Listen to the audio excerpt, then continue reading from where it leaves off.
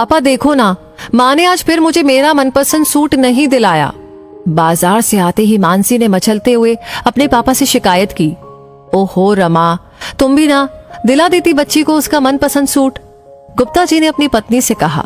रमा ने कहा, अच्छा जी, कैसे दिला देती? एक ही तो बेटी नहीं है आपकी। अगर इसे दिलाती तो छोटी का मुंह फूल जाता, और फिर महीने का बजट उसका क्या?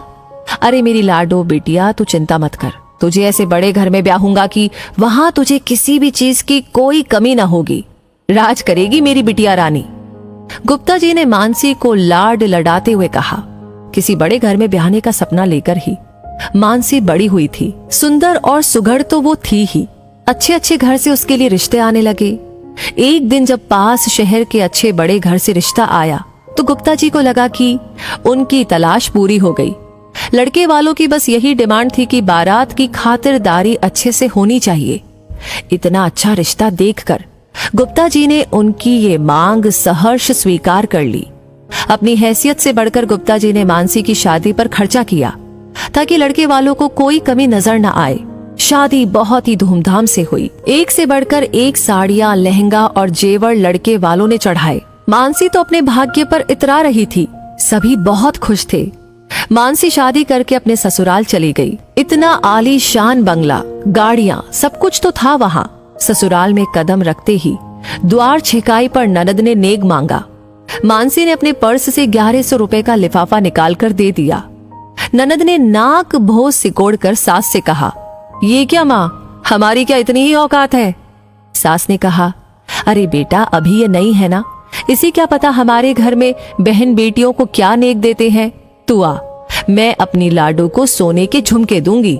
सुबह मानसी नहा धोकर अपने मायके से लाई सुंदर सी साड़ी पहनकर तैयार हो गई। जब वो कमरे से बाहर निकली तो सास ने देखते ही टोका, बहू ये क्या पहन लिया? इतने मेहमानों में ये साड़ी अच्छी नहीं लगेगी। जाओ और हमने जो जरी वाली लाल साड़ी दिलाई थी वो पहन कर आओ। अब तुम्हें हमारे घर के तौर तरीके से रहना होगा।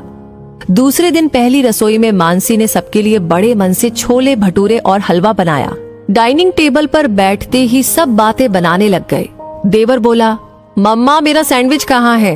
तो ननद बोली, इतना हेवी ब्रेकफास्ट, मैं तो ये कभी नहीं खाने वाली। सास ने कहा, बेटा तुम्हारी भाभी छोटे घर की है ना, उसे क्या पता हमारे घर में क्या खाते पीते हैं। मानसी के पति ने भी बस नाम मात्र ही चखा। एक हफ्ते के बाद मानसी को पग फेरे के लिए बुलाना था। गुप्ता जी ने मानसी की सास के पास फोन करके कहा कि वो कल मानसी को लेने आ रहे हैं। सुबह वाली ट्रेन से आएंगे और शाम वाली ट्रेन से मानसी को ले जाएंगे। ये सुनकर मानसी की सास ने गुप्ता जी से कह दिया कि समधी जी आप तकलीफ ना करें, हम मानसी को गाड़ी से भिजवा देंगे। बात करने के बाद मानसी की सास ने मानसी से कहा, सुनो बहू, इस बार तो हम तुम्हें गाड़ी से भिजवा देंगे, लेकिन अपने पापा से कह देना कि अगर तुम्हें ले जाना हो तो गाड़ी लेकर आ जाए। हमारे घर की बहू इस तरह ट्रेन में नहीं जाएगी। मानसी बेचारी चुपचाप उनकी बातें सुनती रही। अगले दिन मानसी गहनों से लदी हुई अपने मायके पहुंच गई। मानसी के पापा तो बहुत खुश थे कि उनकी बेटी को इतना अच्छा ससुराल मिला है। उन गहनों की चमक में मानसी की आंखों का सूनापन शायद किसी को नजर नहीं आ रहा था। छोटी बहन ने भी उसे छेड़ते हुए कहा, वाह दीदी, आपके तो मजे हैं, इतना ठाट बाट। गुप्ता जी ने कहा, अरे तू चिंता क्यों करती है, तेरे लिए भी ऐसा ही ससुराल ढूंढूंगा। मानसी फीकी सी हंसी हंसकर रह गई। अगले दिन दामाद बाबू मानसी को लेने आ गए। खूब खातिरदारी की गई उनकी। जाते समय गुप्ता जी ने दामाद से कहा, दामाद बाबू, अगर कोई अच्छा रिश्ता हो तो हमारी छोटी बिटिया के लिए भी बताना।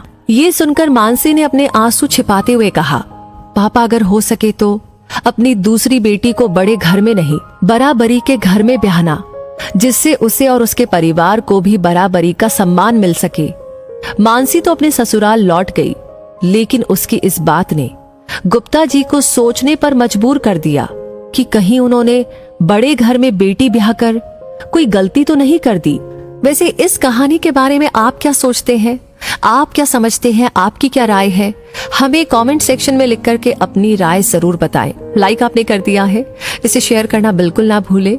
आपका शेयर, लाइक और आपका ढेर सारा प्यार हमारे लिए होता है असली प्रेरणा इस टाइप की कहानियां आप तक पहुंचाने के लिए, इन पर मेहनत करने के लिए, काम करने के लिए।